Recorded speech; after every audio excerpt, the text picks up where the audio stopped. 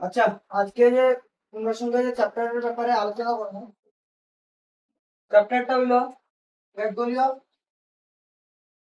প্রাধান্যের যুগ। ঠিক আছে, এরা ওয়ান ডোমিনেন্স, এরা ওয়ান পার্টি ডোমিনেন্স। এইখানে একটা কথা আছে যে প্রথম যে সময় দেশ স্বাধীন হয়েছিল, সেই সময় দেশ স্বাধীনতার লগে কংগ্রেস দলের আধিপত্য চলছে।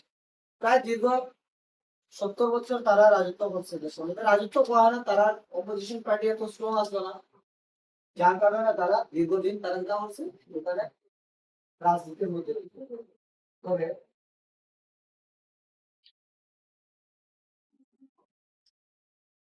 এখানে স্টার্ট হয়। দেখো, আমরা সময়কাল 1951 ফার্স্ট আমরা ইন্ডিয়ার মধ্যে জেনারেল ইলেকশন হয়েছিল।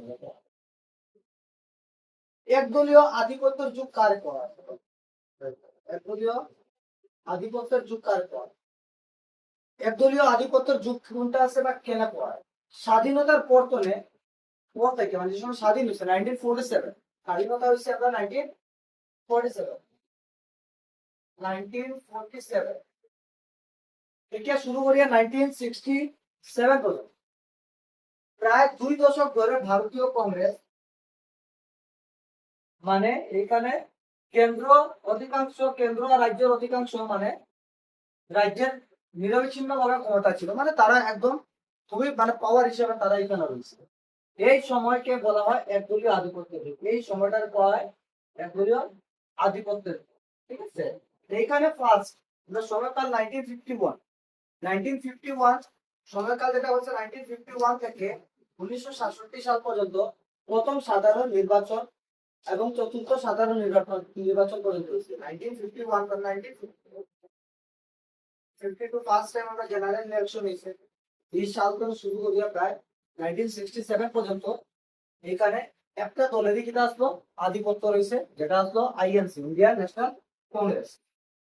কংগ্রেস প্রধান তারা বৈশিষ্ট্য কিনা, কংগ্রেস নেতৃত্ব স্থিতিশীল সরকার। কংগ্রেসের যে নেতৃত্ব যারা দিছে তারা আসলো স্থিতিশীল সরকার আসলো। আচ্ছা, এই ফ্যানটা একটু সময় লাগে বন্ধ করে দেবো। দেখো, কংগ্রেস নেতৃত্বের স্থিতিশীল সরকার।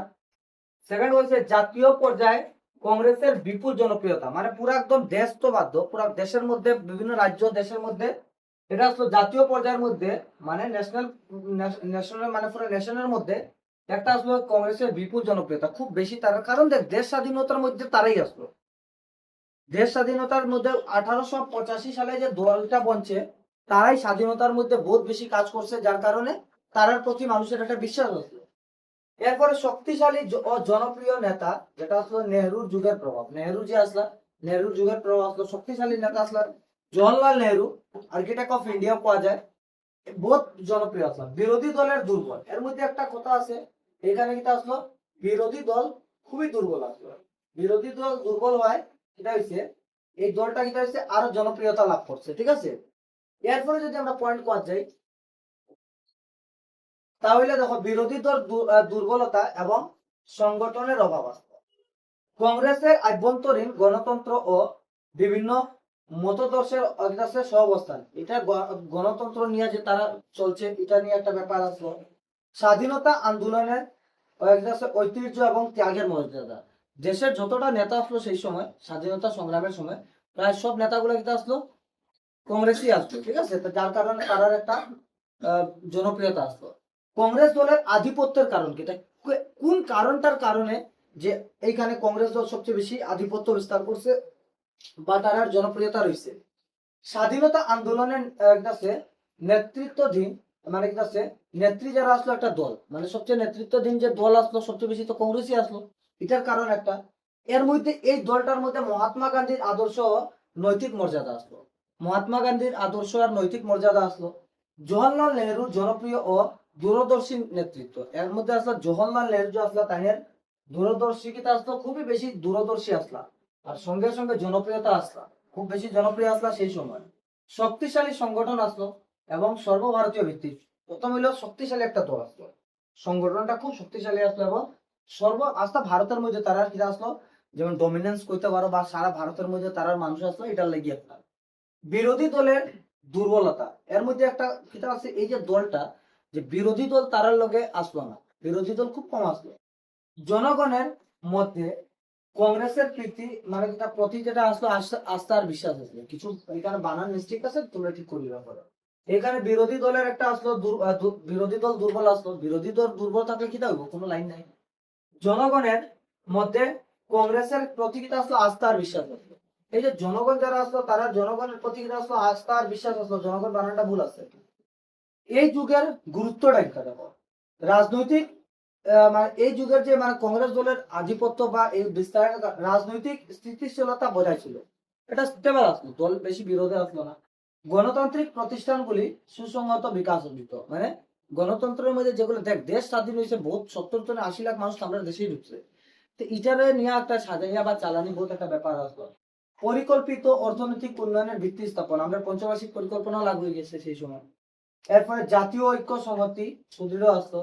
এরপর ভারতের পররাষ্ট্র নীতি আমরা ভারত যেটা আসলো অন্য অন্য যে নতুন দেশগুলা যেটা আসলো তারার প্রতি আমরা যেটা আসলো পররাষ্ট্র নীতি বা বন্ধুত্বপূর্ণ একটা সম্পর্ক দাঁড়িয়েছে, যার কারণে এই দলটা আরো বেশি শক্তিশালী হয়ে দাঁড়িয়েছে, বুঝছো তো। এক নজরে যদি আমরা কোয়া যাই যে লোকসভার যে নির্বাচন হয়েছে, প্রথম হইলো লোকসভার যে মানে কংগ্রেস যে জিতছে যেটা দেখো প্রায় ম্যাক্সিমাম সিটই তারা আসনে জয় করছে। যেগুলা বছর সেই সময় এখানে কিছু মিস্টেক আছে আমি এটা ঠিক করে দেবো না, চ্যাপ্টারের মধ্যে পাই দিবা। প্রথম যে ইলেকশন হয়েছে যতটাই আসন থাক এটার মধ্যে প্রায় 45% সিট পাইছে। সেকেন্ড ইলেকশনের মধ্যে 48, এরপরে অ্যাপ্রক্সিমেটলি 48, এরপরে 40। মোটামুটি এখানে তো বুঝলি সব, এরপরে তো জোটের মধ্যেও কিছু আই যেতে পারে। 1967 সালে আধিপত্যের ভাঙ্গন দেব কংগ্রেস বহু রাজ্যে ক্ষমতা হারাইছে, আস্তে আস্তে করে 67 যে সময় আইছে আস্তে আস্তে করে কি হয়েছে কংগ্রেস বহুত রাজ্যের মধ্যে তারা কি হারাইছে, তারা নিজের ক্ষমতা হারাইছে। বিরোধী দলগুলো একজুট হয়ে কংগ্রেসকে চ্যালেঞ্জ জানায়, যারা বিরোধী দল আসলো একসঙ্গে মিলে গেছে চ্যালেঞ্জ জানাইছে কারে, ডাইরেক্টলি চ্যালেঞ্জ করে দিয়েছে কংগ্রেসে। আঞ্চলিক দলের মানে উৎপত্তি হয়েছে সে সময়, আঞ্চলিক দলগুলো উৎপত্তি হয়েছে এই সময়। 1967 রে কোয়া হয় একদলীয় আধিপত্যর যুগের অবসান হয়েছিল এটা। এর মধ্যে দেখো তারার যে যদি হাত যাও তাহলে জওহরলাল নেহরু, সর্দার বল্লভভাই পটেল, এরপরে রাজেন্দ্র প্রসাদ, এগুলো বড় বড় মাপের মানুষ আসলো, তারা যদি থাকতো তাহলে দলের তো নাম এমনি হয়। যে কোনো দলের মধ্যে একজন ক্ষমতাশালী নেতৃত্ব থাকলে কি তাইব দলটা বহুত দিন লাস্টিং করে। যেমন বর্তমানে আমরা বিজেপির সরকারের মধ্যে কে আছে, নরেন্দ্র মোদী আছে। তোমরা যদি কোয়াদ যাও তাহলে রাজনাথ সিং আছে, কোয়াদ যদি যাও তো অমিত শাহ আছে, এরকম করে বড় বড় নেতৃত্ব আছে, আদিত্যনাথ যোগী আছে, তারার নেতৃত্ব মানে বহুত শক্তিশালী জোট আছে, সরকার বহুত স্ট্রং আছে। ফালানি তো সহজ না কিন্তু সরকার। একটা কথা আছে আমি তোমরা লাস্টের দিনও বলছিলাম যে বর্তমানে দেশপ্রেমী বনাতনে পার্টি প্রেমী বেশি মানুষ হয়ে গেছে, মানে অটল বিহারী বাজপেয়ীর কথা। আমি বড় সুন্দর একটা কথা বলছিলাম যে যে মানুষ নিজের নিজের মানে পলিটিক্যাল পার্টিকুলার যদি ভুল দেখে না বা তারা ভুলের উপরে কথা হয় না, তাহলে তারা খালি মানে পার্টি প্রেমী আছে, তারা দেশপ্রেমী না। তারা খালি পার্টি প্রেমী আছে। দেশপ্রেমী যারা থাকবো তারা নিজের দলের বিরুদ্ধেও মাতবো যে ভুল হয়েছে এটা তোমার ঠিক করতে লাগবো, তাহলে দল থাকতো না, দেশের প্রতি এটা হানিকারক আছে বা ক্ষতিকারক আছে, তে হানি হইতে পারে। তে এইগুলা মানুষ কিতা হয়ে গেছে এখন বর্তমান মানুষের দেশপ্রেমী রয়েছে না, অনেক মানুষ কিতা রয়েছে মানে পলিটিক্যাল মানে কিতা আছে তারা নিজের পলিটিক্যাল পার্টিকে সাপোর্ট করে। তাই বোঝা দিছুন দেশের মধ্যে নেতা মন্ত্রী আইতে থাকবো যাইতে থাকবো কিন্তু দেশ এখানে থাকতে লাগবো, দেশ এটা অখণ্ড সুন্দর মতো থাকতে লাগবো, এটারে বুঝতে লাগবে কথাটা কত সুন্দর আছে না। তখন দেখো অর্থনৈতিক বিকাশের মধ্যে তারা বহুত কিছু কাজ করে গেছে, পরিকল্পনা পঞ্চবার্ষিক পরিকল্পনা তারা চালিয়ে গেল, কৃষির দিকে জোর করছে, শিক্ষা স্বাস্থ্য দারিদ্রতা দূরীকরণের জন্য কাজ করে গেছে। এটা হইলো আমরা কংগ্রেসের মানে কংগ্রেস বলতে সেই সময় একদলীয় আধিপত্যের যুগের মধ্যে এই জিনিসটা আমরা টপিকের মধ্যে ঠিক আছে। তখন আমরা এই ধরনের টপিক স্টার্ট করি।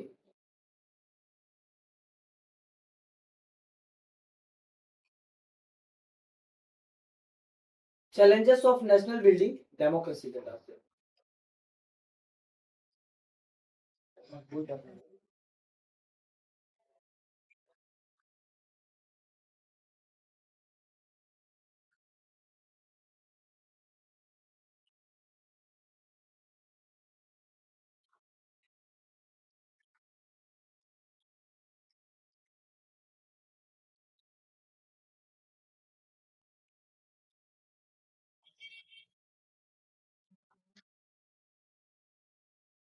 এটা নামটা ভুল হয়ে গেছে।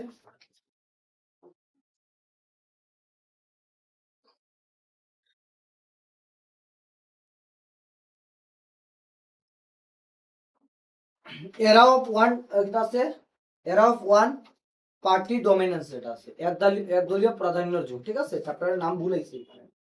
তো দেখো বিশ্বের ফ্যানটা চালাইতে বুঝলাম আমি নিজেও জানতে পারলাম না, কিন্তু কিছু কষ্ট হয়ে গেছে।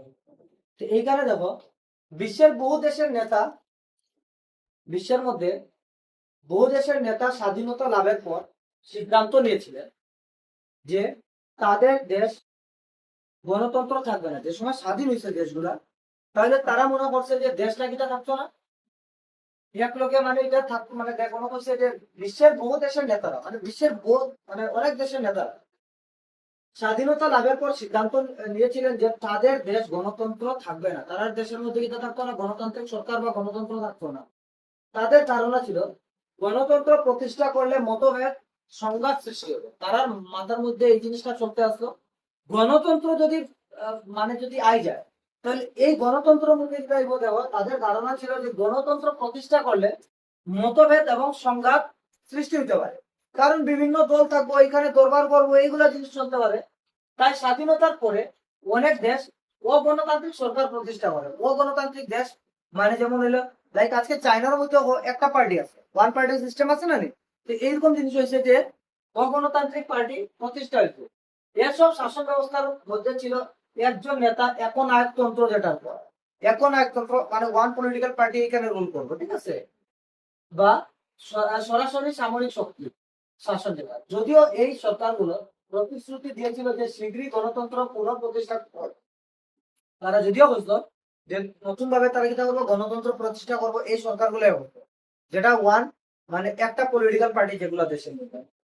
তবে দেখো যদিও এই সরকারগুলো প্রতিশ্রুতি মানুষদের তারা প্রমিস করছিল যে তারা শীঘ্রই গণতন্ত্র পুনঃপ্রতিষ্ঠা করা হবে, কিন্তু একবার ক্ষমতায় প্রতিষ্ঠিত হওয়ার পর তাদের অপসারণ করা কঠিন হয়ে পড়ে। এই যে কংগ্রেস যে একবার জিতছে, একবার দাঁড়াইছে, তারার অপসারণ করা কি তাই গেছে বহুত কঠিন হয়ে গেছে। সরানি যান না, কেন সরানি যান না বুঝিলাম। প্রথম ফ্যাক্ট হয়ে গেছিল কেন সরানি যান না, কংগ্রেস মানে 2 দশক ডাইরেক্টলি কংগ্রেসই সরকার চালাইছে, অন্য কোন সরকারে আইতেই দিচ্ছে না। প্রথম কইছে যে তখন তাও দেশ স্বাধীন হয়েছে, একটা দল দিয়ে সরকার দেশটা চলুক, কিন্তু তারারই পরে সরানিটা বহুত অসম্ভব হয়ে দাঁড়াবে। স্বাধীনতার সময় ভারতের পরিস্থিতিও খুব একটা ভিন্ন ছিল না, খুব একটা আলাদা আসতো, কিন্তু ভারতের নেতারা একটি কঠিন পথ বেছে নেয়। তারা গণতন্ত্রের প্রতি দৃঢ় বিশ্বাস রেখে গণতান্ত্রিক শাসন ব্যবস্থা গ্রহণ করে। তারা বুঝছে যাও ভারত সরকারের মানে অন্যান্য দেশের মধ্যে একটা পার্টি পলিটিক্যাল পার্টি আছে, কিন্তু তারা বুঝছে যে আমরা যে যেটা আসলো স্বাধীনতার সময়, যে স্বাধীনতার সময় ভারতের পরিস্থিতি খুব একটা ভিন্ন ছিল, কিন্তু ভারতের নেতারা একটা কঠিন পথ বেছে নেয়। তারা গণতন্ত্রের প্রতি দৃঢ় বিশ্বাস রেখে গণতান্ত্রিক শাসন ব্যবস্থা গ্রহণ করে। মানে তারা কি করছে, গণতন্ত্রের প্রতি আস্থা রাখিয়া গণতান্ত্রিক সরকার বানাইতে চেষ্টা করছে। সেই অনুযায়ী 26 নভেম্বর 1949 তারিখে সংবিধান গৃহীত হয়েছে। সেটা আমরা জানি যে তারিখের মধ্যে আমরা হয়েছে, তারপরে সংবিধান গৃহীত হয়েছে। বিশ্বের বহু দেখো গৃহীত হয়েছে 1949 সালের 26 মানে নভেম্বর, ঠিক আছে।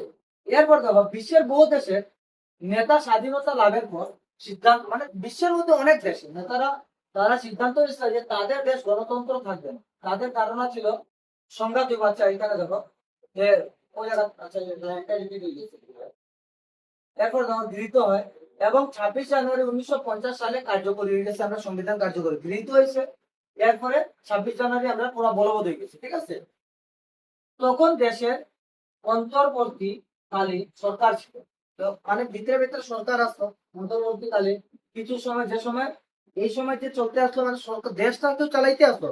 এই সময় যতদিন পর্যন্ত আমরা সংবিধান চালু করা হয়েছে না, অতদিন পর্যন্ত 1935-এর নিয়মে চলছে, জানো তো। 1935-এর নিয়মে ভারত ভারত সরকার আইনের হিসাবে আমরা দেশটা চালাই নিয়েছে। এই সময় সরকার তারাই একটা মোটামুটি রাখিয়া তারা দেশটা চালানোর চেষ্টা করে যাও।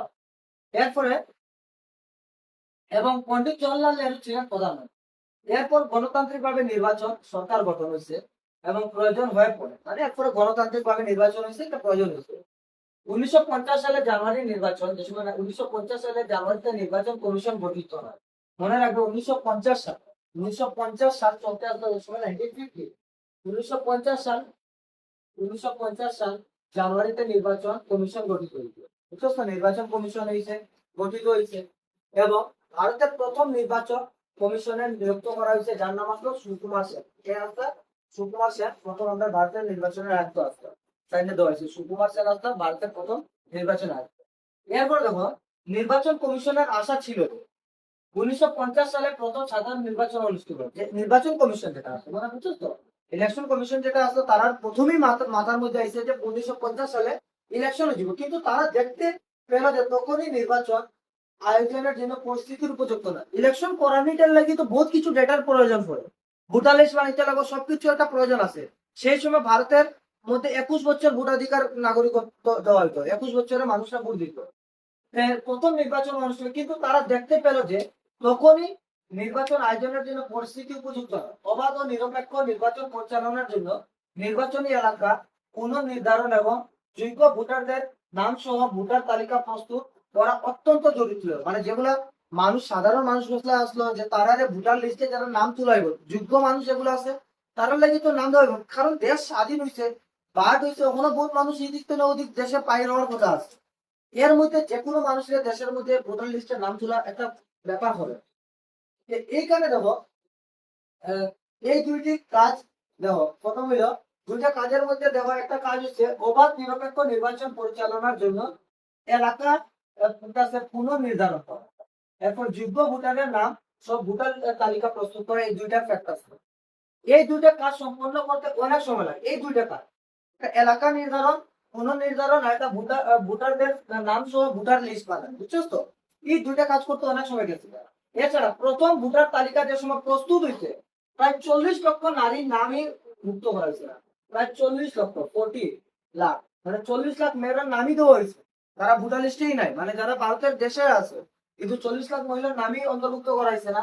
নির্বাচন কমিশন সেই তালিকাও কিনা হচ্ছে, এই সময় কিনা হচ্ছে নির্বাচন কমিশনে কিনা হচ্ছে এই যে তালিকা, যে 40 লাখ মানুষের যে মহিলারা, তার মহিলার নাম দেওয়া হয়েছে না। আজকে তুই ভাব, আমরা দেশের মধ্যে মহিলার কত অবস্থান আছে, ভোটার লিস্টের মধ্যে নাম সেই সময় ক্যান্সেল করা হয়েছে।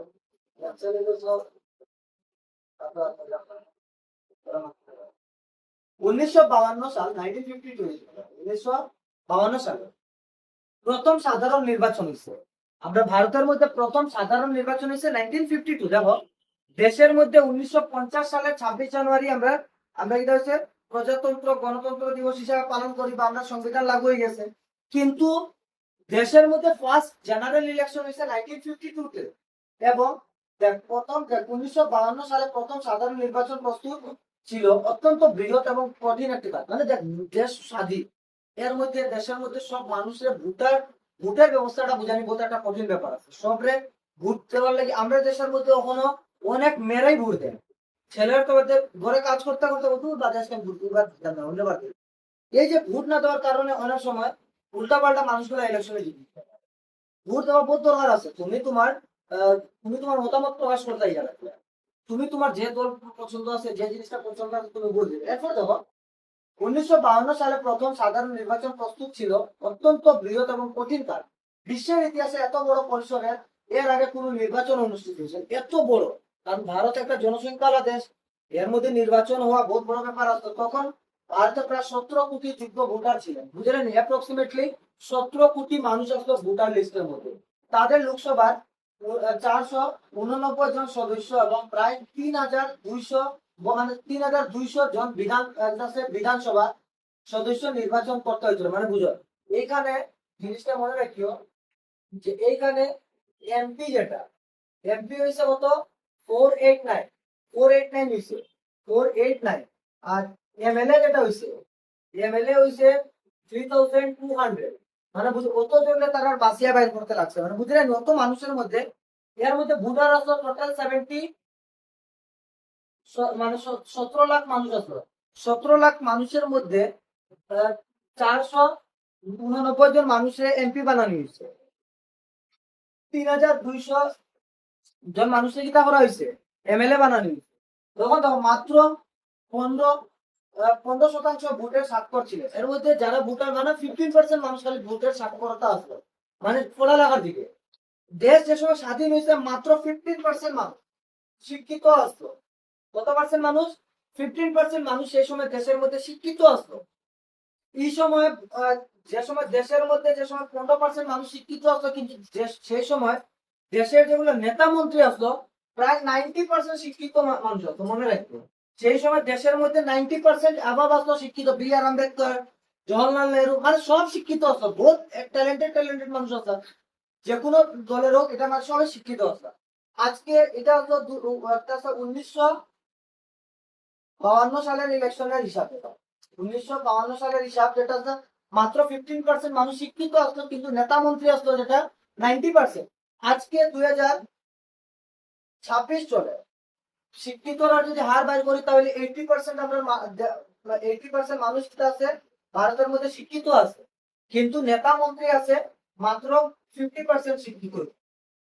মানে বুঝো দেশের মধ্যে, তখন এটা আমি কোনো মিশা মাত মারছি না, এটা এক্স্যাক্টলি কিন্তু সত্যি কথা। হাইলাকান্দির মধ্যে কত আনপড় কাবার হল বাদ আছে, আমি তো আজকে ইন্ডিয়ার মধ্যে বাদ। দেশের শিক্ষামন্ত্রী 12 পাস কোনো সময় বলি যায়। আর আমি কিতা হইতাম তোমরা নিজেও জানো এটা, 2014 থেকে 16 পর্যন্ত যে শিক্ষামন্ত্রী আসলা, আমার জানার মধ্যে তাই 12 পাস হতো। ইলেকশন কমিশন যে সময় ফাটকা লাগাইছে তাই তোমার তাই তাই না, আবার বড় কথা তাই বিকম পড়তা, তাই বিকম লিখে দিতা। যে ডিগ্রি কমপ্লিট হয় এই ডিগ্রি পড়ে লেখা হয়। যেমন আমি এমএ কমপ্লিট করার পরে এমএলএ, কিন্তু শিক্ষামন্ত্রী যে বানানো হয়েছিল বিকম লিখে দিয়েছিল, তাই খালি বিকম, কিন্তু খালি এইচএস কমপ্লিট আছে। পরে যে সময় বিকম, সরি, বিকম কমপ্লিট হয়েছে, ওই গেছে বিকম লিখে দিচ্ছে, আর অলরেডি আছে এইচএস কমপ্লিট। পরে ফাটকা লাগানোর পরে এটা ঠিক হয়েছে। এরকম ঠিক না, মানে ওখান তো তোমরা এইচএস কমপ্লিট না দিতে, তোমরা জাস্ট এইচএস সেকেন্ড ইয়ার, তোমরা ক্লাস 10 পাস, তোমরা এখন সেকেন্ড ইয়ার পাস না, ক্লাস 10 পাস। তখন দেখো যাও, দেখো এইখানে নির্বাচন পরিচালনার জন্য 3 লক্ষেরও বেশি কর্মকর্তা ও নির্বাচন কর্মীকে প্রশিক্ষণ দেওয়া, মানে প্রায় অ্যাপ্রক্সিমেটলি মানুষের কত, প্রায় 3 লাখ মানুষের, মনে রাখবে কত মানুষের, প্রায় 3 লাখ মানুষের এখানে প্রশিক্ষণ দেওয়া হয়েছে যে তারা ইলেকশনটা কিরকম করা হয়ে যেতে পারে, বুঝছো তো। এরপর দেখো,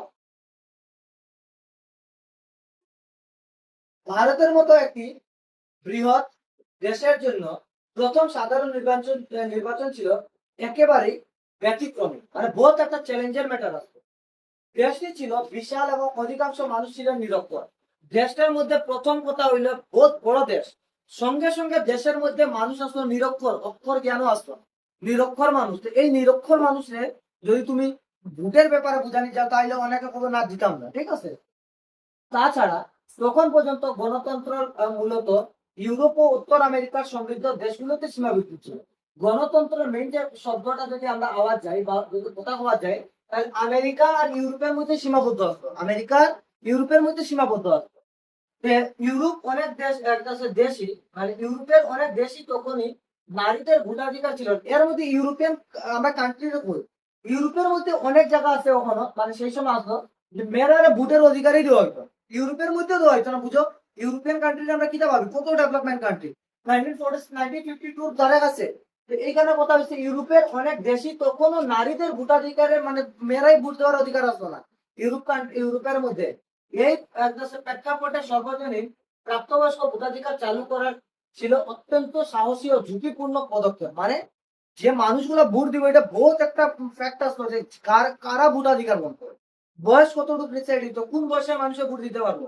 কারণ এখন যদি সাধারণত যদি ভোটাধিকার এরকম করা হয় যে না 12 বছরের, মানে 1 বছর কোনো শুরু করিয়া, মানে 1 বছর না 7 বছর কোনো শুরু করিয়া 12 বছরের মানুষই ভোট দিত, তাহলে ভোট দেওয়া তো মানে ভোটের মধ্যে খরচ কমে দিব। সরকারের চকলেট বাটলেই ভোট দেওয়া হইবে, বাচ্চারা চকলেট দিব, ললিপপ ধরাই দিব, এরপর তারা ওগুলো লালি গুড়ি যে টিপি দিয়ে তারা টিপি, নীলি করে টিপি দিয়ে তারা নীলটা টিপি দিব, হলুদি করে টিপি দিয়ে তারা হলুদি করে টিপবো। কারণ তারা অ্যাওয়ারনেস থাকতো না, রাইট। কোন বয়সের বাচ্চারা দিলে তারা মানে এই জিনিসের ব্যাপারে তারা অ্যাওয়ারনেস আছে বা সতর্কতা আছে বা জানা আছে, এই জিনিসটা তারা বইতে লাগবে। তখন দেখো একে ইতিহাসের সবচেয়ে বড় জুয়া খেলা, মানে এটারে বিগেস্ট গ্যাম্বল ইন হিস্ট্রি, এটারে জুয়া খেলা করা হয়।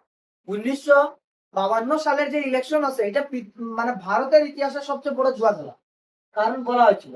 এরপরে দেখো ঠিক আছে।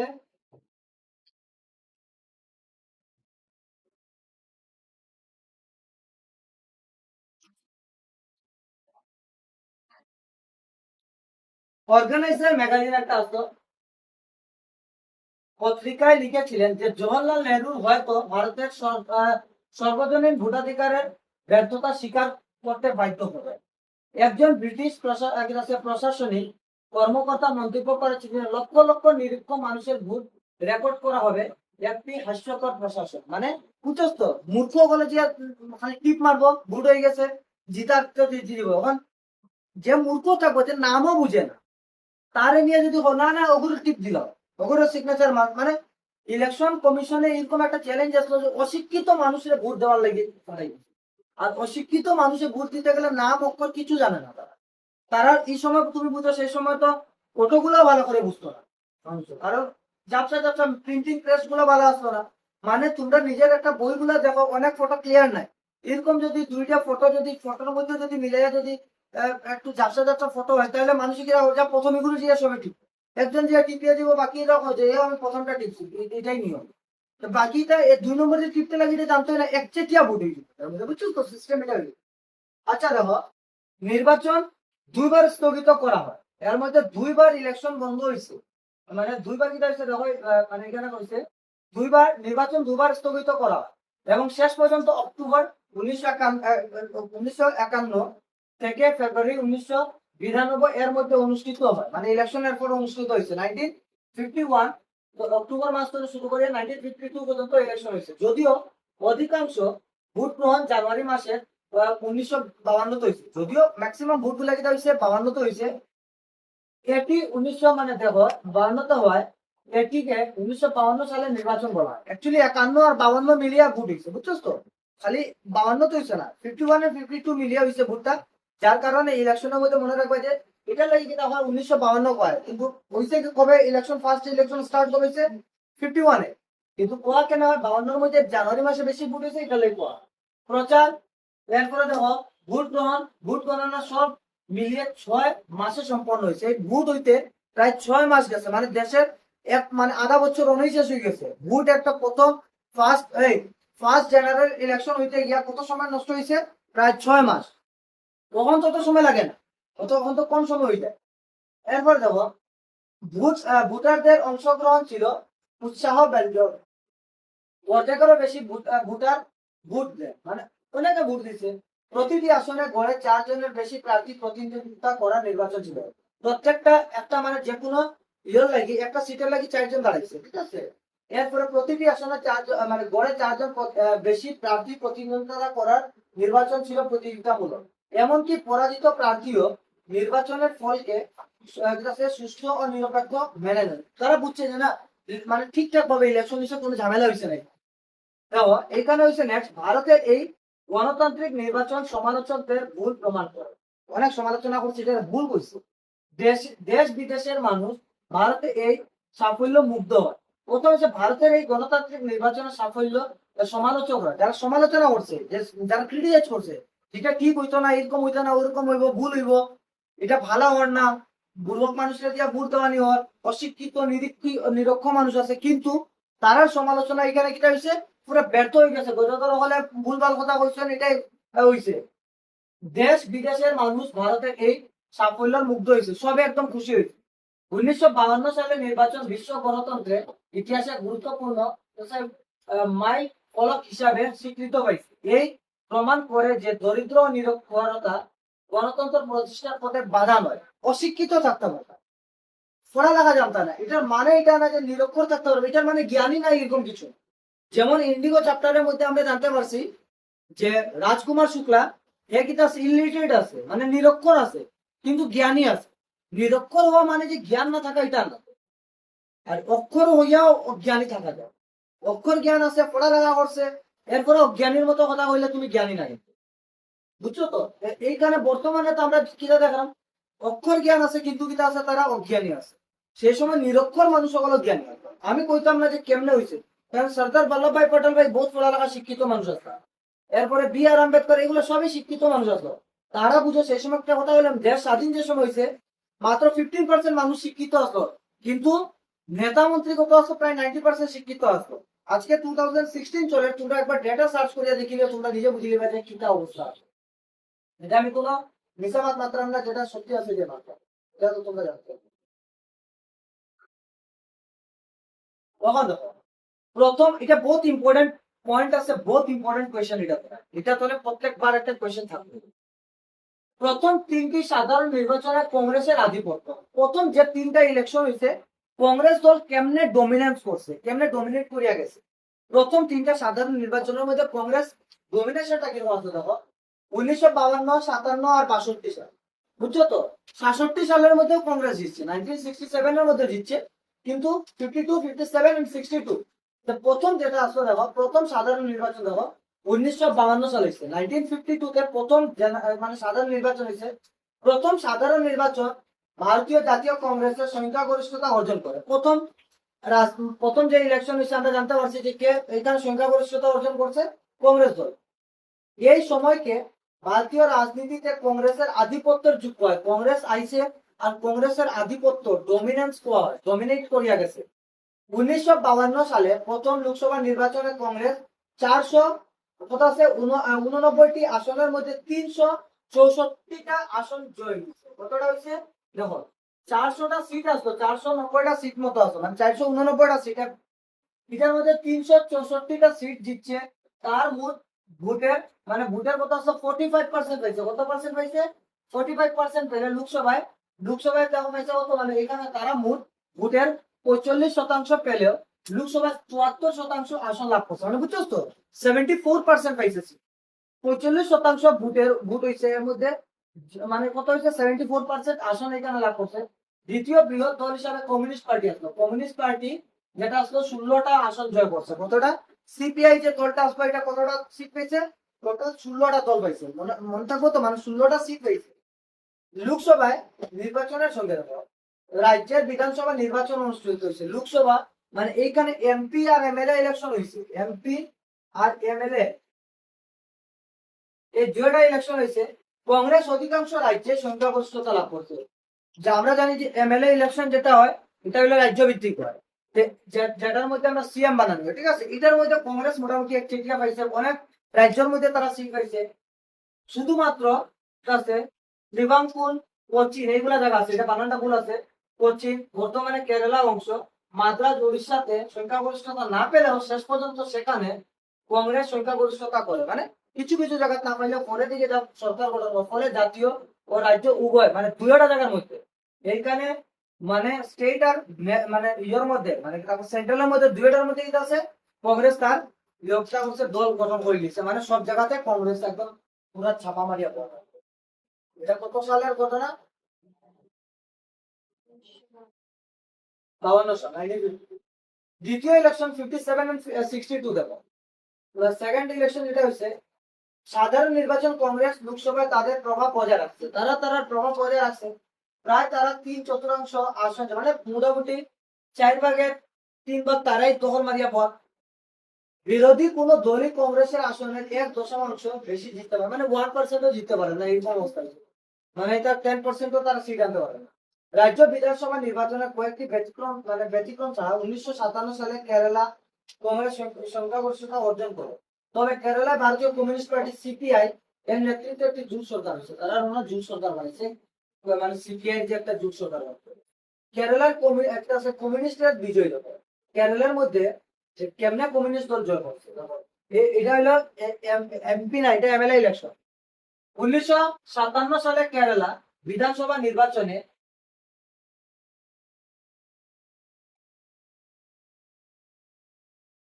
ইএমএস যে আসলে একজন আছে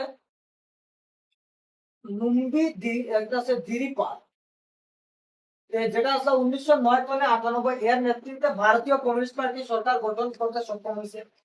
কিন্তু প্রথম কমিউনিস্ট সরকার আইন শৃঙ্খলা বজায় রাখতে ব্যর্থ হয়েছে। প্রথম যে সময় হয়েছে তারা আইন শৃঙ্খলা বজায় রাখতে পারছে না, জনগণের প্রতিবাদও দমন করতে পারছে না।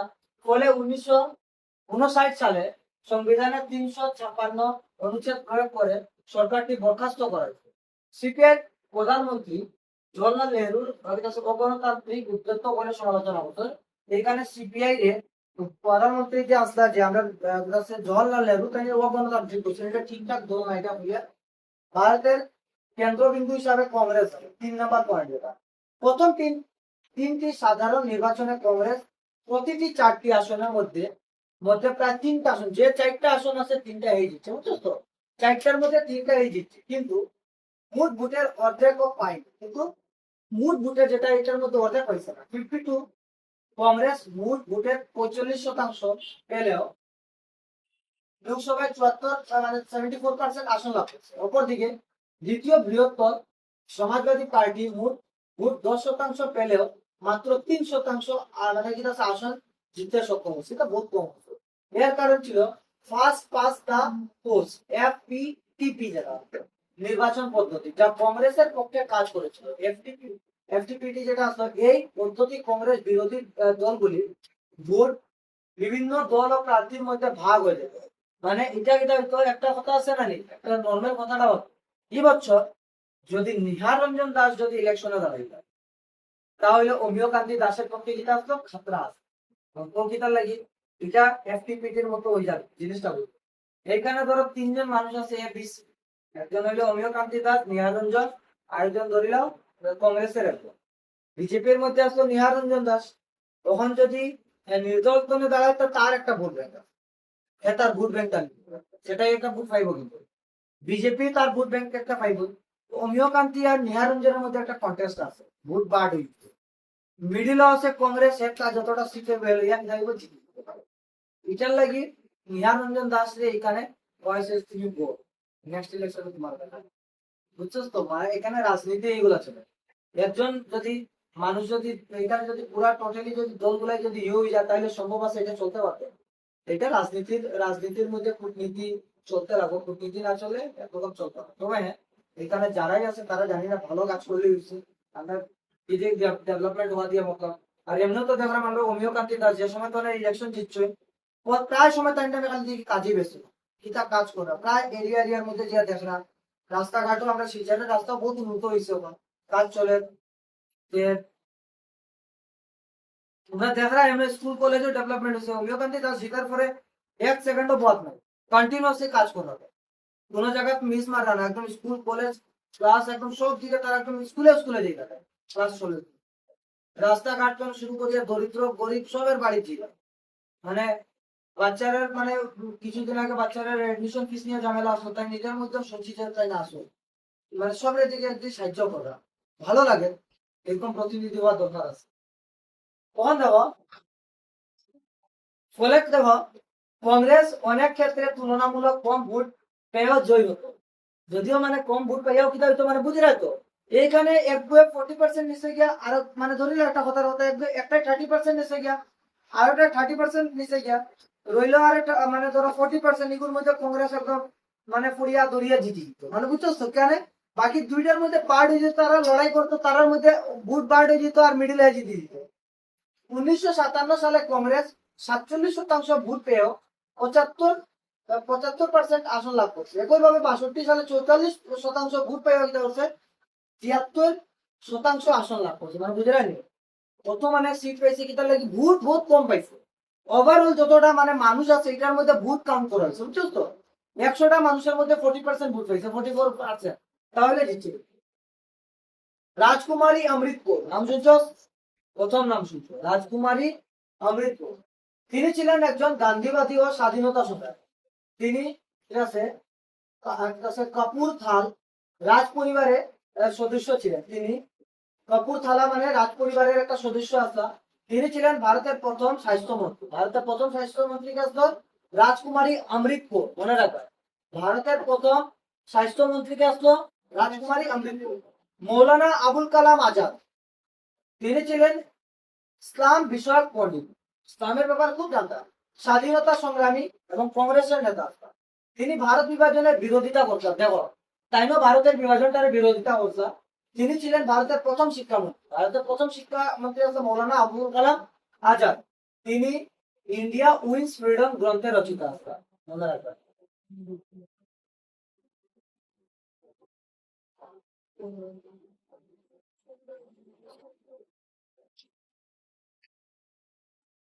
আজকে দেখো, কংগ্রেস আধিপত্যের প্রকৃতিটা দেখো।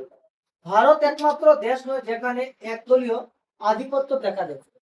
মানে এখানে মনে আছে যে খালি ভারত একটাই দেশ না যেটার মধ্যে খালি একটাই দলের আধিপত্য দেখা হয়েছে। আরো অনেক দেশ একদলীয় প্রাধান্যের উদাহরণ রয়েছে। তবে ভারতের একটা অভিজ্ঞতা ছিল ভিন্ন। তবে ভারতের মধ্যে টেস্ট আর চিন্তাধারা ও তার রাষ্ট্র কিউবা, চীন, সিরিয়ার মতো দেশের সংবিধান অনুযায়ী মাত্র একটি রাজনৈতিক দলের দেশ শাসন করতে পারে। বুঝছো তো? চীন, কিউবা, সিরিয়া এইগুলো দেশের মধ্যে সংবিধান অনুযায়ী একটা মাত্র রাজনৈতিক দল যেটা আছে দেশের শাসন করতে পারে।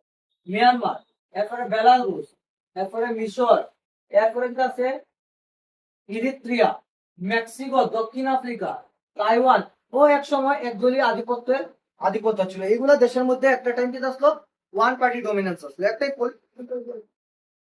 অনেক ক্ষেত্রে তা সামরিক শাসনের মাধ্যমে এইগুলো দল আছে। যেমন লাইক কিউবা, সিরিয়া উরিয়া তো ওখানে বহুত যুদ্ধ চলে।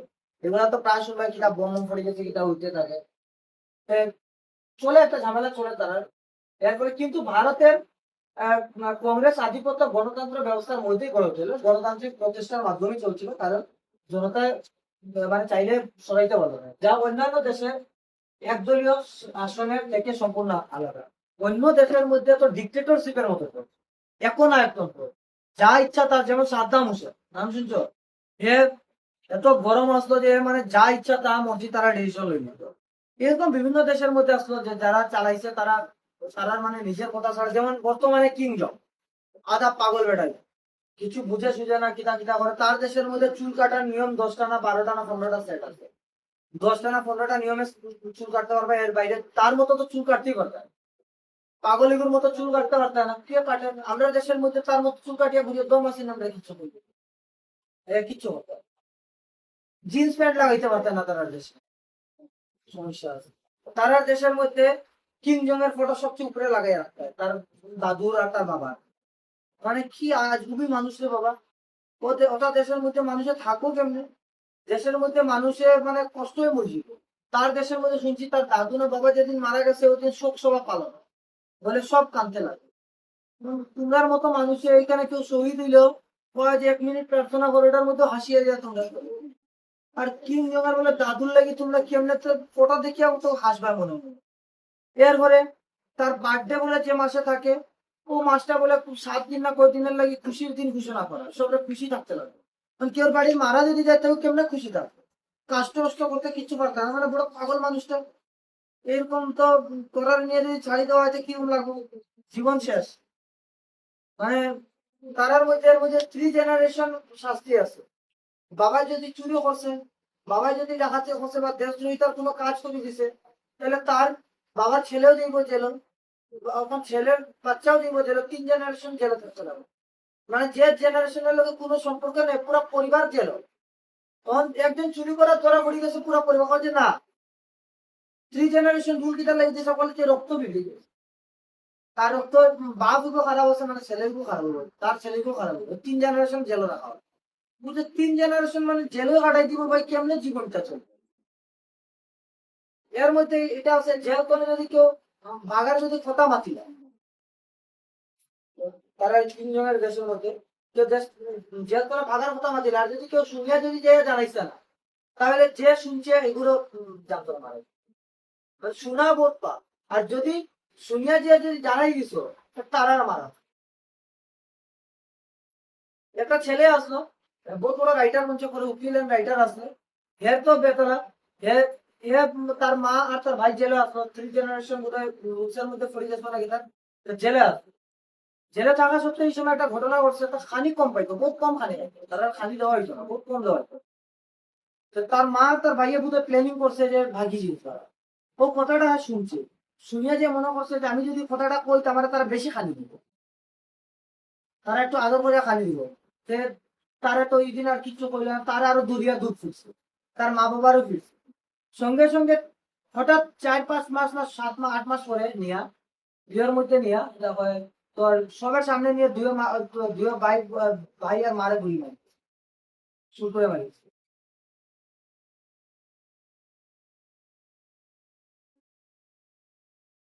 গুলি মারি দিছে। এরপরে গুলি মারার পরে হে কিতা করছে, হের বেজান টর্চার করছে, যে তার রক্ত খারাপ হয়ে গেছে, কারণ তারা যদি করতে পারে ঠিকও করতে পারবে। এটা লাগি কিতা করা হয়েছে, তারা একটা ঘটনা করা হয়েছে যে হে কোনো মতে চাইনা হয় না হইয়া দেশ ছাড়িয়া ভাগিয়া চাইনা হয় না হইয়া কোনো মতে দুই গেছে স্যামসাং কোম্পানি সাউথ কোরিয়া দুই কোরিয়ার মধ্যে আরেকটা কোরিয়া আছে না, আরেকটা কোরিয়ার গেছে ও অনুযায়ী হে রাইটার পড়ালেখা করছে, এরপরে যে হে লিভিং করছে। তারা দেশের মধ্যে কি লেভেল কত বেশি কষ্ট, আমরা দেশের মধ্যে তো আমি বোধ করতে আসছে ব্যঙ্গাত্মক ভাবে আমার তুমি ধরতেও পারতা, কারণ আমি তো বুঝিয়া বললাম না যে কোন জিনিসটা ধরা দিল, কিন্তু समझदार के लिए इशारा भी काफी है। उसके अलावा তো যাও। আচ্ছা আমরা নিজেও তো সত্যি এই জিনিসটা তো দেখছি না নি, যে আমরা কয়েকদিন আগে ইলেকশন শেষ হওয়ার পরে কি একটা কাজ হয়েছে, কালকে শিলচর যে দেখছি সব মানে দাদা ফিলা বলতেছে, রাস্তা একটা খারাপ, রাস্তা এখন সুন্দর হয়ে গেছে, সব সুন্দর হয়ে গেছে, পুরা মানে ভালো লাগছে, ধুলাবালি বলতেও কিছু নেই, জাম একদম নাই, দেখে ভালো লাগছে। ভালো লাগছে যে আমরা এমপি এমএলএ গুলো কাজ যে করে কৃতজ্ঞ আছি তারা, আমরা বহুত থ্যাঙ্কফুল আছি যে এরকম কাজ করতে পারে। শিলচর গেলে এখন বোঝা যায় না মানে বাইকে যেরকম এত সব বাইক চলে, 45 মিনিটের পরে ট্রাফিক জ্যাম নাই, 40-45 মিনিটের পরে একদম পৌঁছি, আবার 1-আধ ঘন্টার মধ্যে 1-দেড় ঘন্টার মধ্যে কাজ শেষ করে দিই। কালকে গেছি আমি বহুত তাড়াতাড়ি, বহুত রাস্তা ভালো কাজ হয়, ডেভেলপমেন্ট হয়। হোক ভালো হবে। 1947 থেকে 1967 সাল সময় ভারতের রাজনীতিতে কংগ্রেসের আধিপত্যের কারণ, কংগ্রেসের আধিপত্যের কারণ কি তাই দেখো, 1947 থেকে 1967 সাল পর্যন্ত কংগ্রেস আধিপত্যের কারণ আসলে দেখো, কংগ্রেস স্বাধীনতা আন্দোলনের সঙ্গে ওতপ্রোতভাবে জড়িত ছিল। এইখানে দেশ স্বাধীনতার মধ্যে একদম মানে কোনো পরোক্ষ আর প্রত্যক্ষ ভাবে মানে একদম আঙ্গাঙ্গিক ভাবে জড়িত আসতো, একদম বহুত ক্লোজলি রিলেটেড আসতো কংগ্রেস দলটা। তাই জনগণের আস্থা ও সমর্থন লাভ করতো, মানে মানুষের বিশ্বাস আসতো না, বিলিভ আসতো যে কংগ্রেস যারা দেশ স্বাধীনতার মধ্যে এত বেশি জড়িত আসতো, তাহলে তারা দেশের পক্ষে কোনো খারাপ কিছু করতো না, যার কারণে মানুষের সমর্থন আর আস্থা আসতো। এর মধ্যে মানে দেখো দলের মধ্যে মহাত্মা গান্ধী, জওহরলাল নেহরু এইরকম বড় বড় বিশিষ্ট নেতা আসতো, যার কারণে দলের একটা কিতা আসতো সুনাম আসতো। কংগ্রেস ছিল অত্যন্ত সুসংগঠিত দল, এর মধ্যে স্টেবল একটা দল আসতো, কংগ্রেস একটা বহুত বড় দল আসতো, স্টেবিলিটি আসতো, সুসংগঠিত দল আসতো। অন্যান্য রাজনৈতিক দল নিজেদের একটা সুসংগঠিত করার আগে কংগ্রেস শক্তি মানে অন্য দল যে স্টেবল হইতো বা শক্তিশালী হইতো, এর আগে কংগ্রেস বহু শক্তিশালী হইতো। অনেক রাজনৈতিক দল স্বাধীনতার সময় বা পরে গঠিত হলেও কংগ্রেস মানে অন্য অন্য দল, হয়তো কিছু দল কিছু পলিটিক্যাল পার্টি গুলা স্বাধীনতার আগে গঠিত হয়েছে, কিছু পরে হয়েছে, কিন্তু কংগ্রেস 1885 সালে প্রতিষ্ঠিত হয়েছিল এবং ভারতের প্রাচীনতম রাজনৈতিক দলের হওয়ার এটি কংগ্রেসের একটা বহুত বড় সুবিধা, সবচেয়ে পূর্ণা দল। 1885 সালে বলছে, যার কারণে মানুষের আরো বেশি বিশ্বাস আসতো পূর্ণা জিনিস। তৃণমূল স্তরে মানে একদম গ্রাউন্ড লেভেল পর্যন্ত ধরো পর্যন্ত কংগ্রেস সংগঠন বিস্তৃত ছিল, মানে একদম মানে নিচ স্তরে শুরু করে পুরো উপরে পর্যন্ত, একদম আমরা গ্রাউন্ড লেভেল থেকে শুরু করে পুরো একদম হাইয়ার লেভেল পর্যন্ত কংগ্রেস বিস্তৃত হতো। সারা দেশে তাদের শক্তি নেটওয়ার্ক ছিল, মানে আস্তে দেশের মধ্যে তারা নেটওয়ার্ক আছে, খুব ভালো একটা চেইন সিস্টেম আছে। কংগ্রেস আদর্শগত ভাবে নমনীয় হতো, তারা যেমন আদর্শগত ভাবে নমনীয় হতো, প্রয়োজনে তারা যে জিনিসটা বদলাইতে লাগে বদলাইছে। এটি ছিল একটা ছাতার মতো সংগঠন, যা সমাজের বিভিন্ন শ্রেণীর মানুষের একত্রিত করে সক্ষম হয়েছিল, মানে সবে এক লোকে নিয়ে চলার লাগে তারা কিন্তু সক্ষম হয়েছে ছাতার মতো, বুঝছো তো। এরপরে দেখো বাবা সাহেব ভীমরাও রামজি আম্বেদকর, মনে রাখিও বি আর আম্বেদকরের নাম পুরা আছে বাবা সাহেব ভীমরাও রামজি আম্বেদকর।